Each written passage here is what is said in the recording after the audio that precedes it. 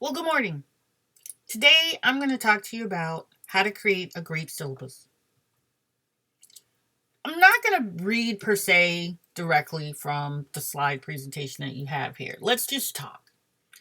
First of all, you're here because you probably want to improve upon your current syllabus, or perhaps you've never constructed a syllabus for a course at all. Now, whether you're teaching a course face to face or online, it really doesn't matter. However, there will be some differences in the content that you'll include on your syllabus, depending on the type of course, whether it's face to face, exists 100% online, or it's a hybrid, which is a combination of in class sessions and coursework that the students would have to complete online. One of the most important things you want to ask yourself, first and foremost, is what is the purpose of a syllabus? Now, there are many things that people will say about a syllabus. First and foremost, you should understand that a syllabus is a tool. How you use it as a tool is entirely up to you. How effective it is as a tool is entirely up to how the syllabus is constructed initially.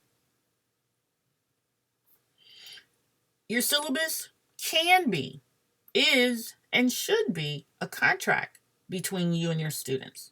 It definitely should let the student know what they are going to have to do, and it should also let the students know what you are going to do. Now, when you start constructing, putting your syllabus together, there's a few things you want to keep in mind. Yes, and I'm going to repeat this again. The syllabus should serve as a contract between you and your students. It should say to the students, this is what you, the student, must do. This is when you, the student, when it must be done. This is how it will be graded. And this is how your grade for the semester term will be calculated. At the very minimum, a syllabus should most certainly be simple, clear, unambiguous, and this is a big one. Make sure you're crystal clear in what you're saying, that there's no wiggle room, and it should be straightforward, and the information that students need to find on your syllabus should be found easily. I guarantee you can write a syllabus that's clear, easy to read, and yet still have flexibility. But you can only do this if you have a plan. Syllabus plan. What do I mean by that? A plan requires a purpose. And here's a point where you need to ask yourself, what is meant by a teaching and learning plan? But before I get into that, let me go back a step. Let's look at what doesn't qualify as a plan.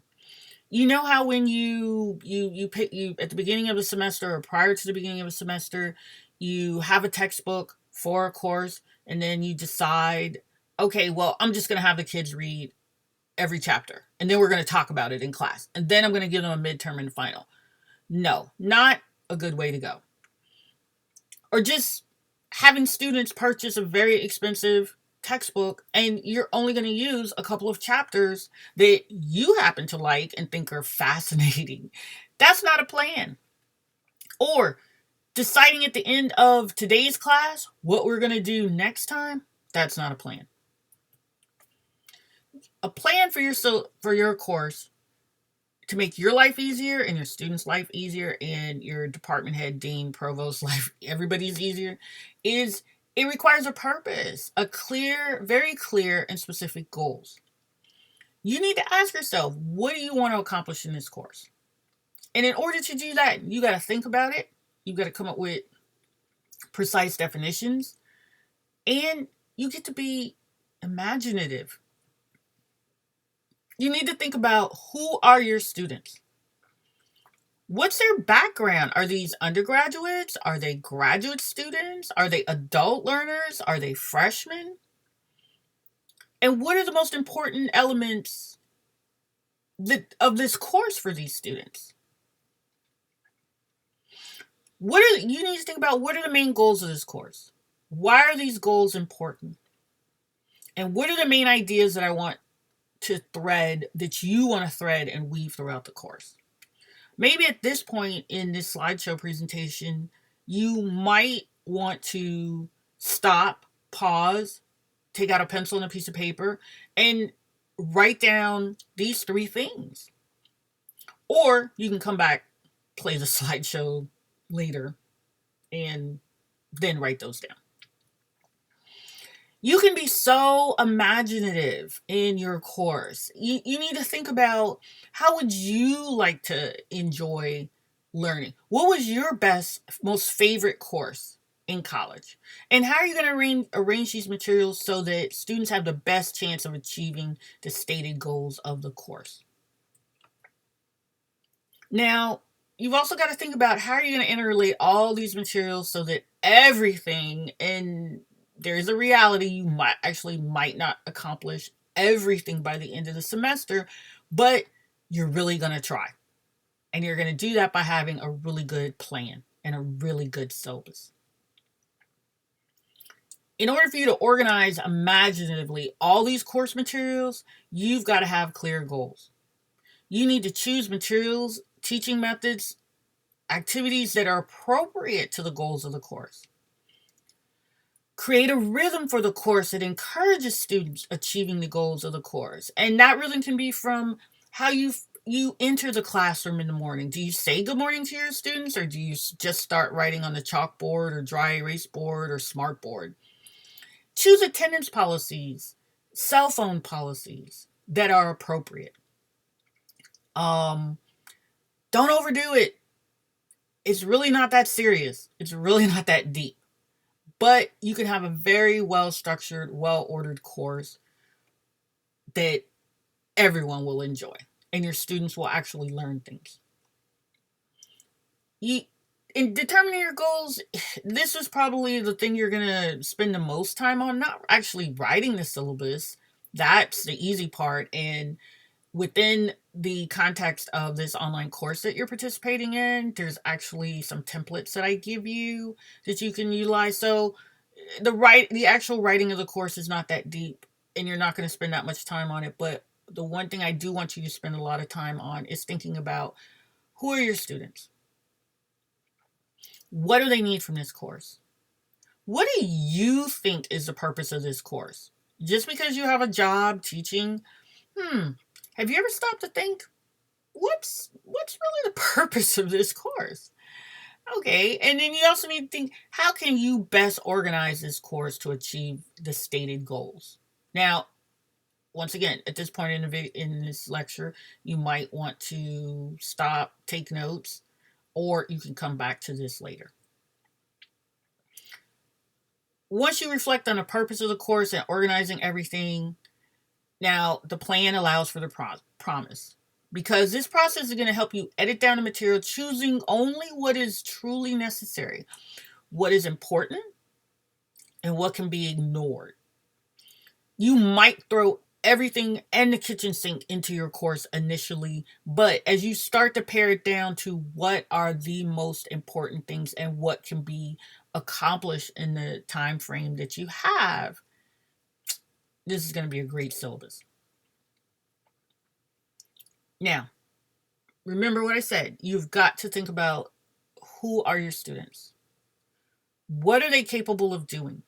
What technology do they have available? What time constraints do they have available? What about their interests? And what about their needs?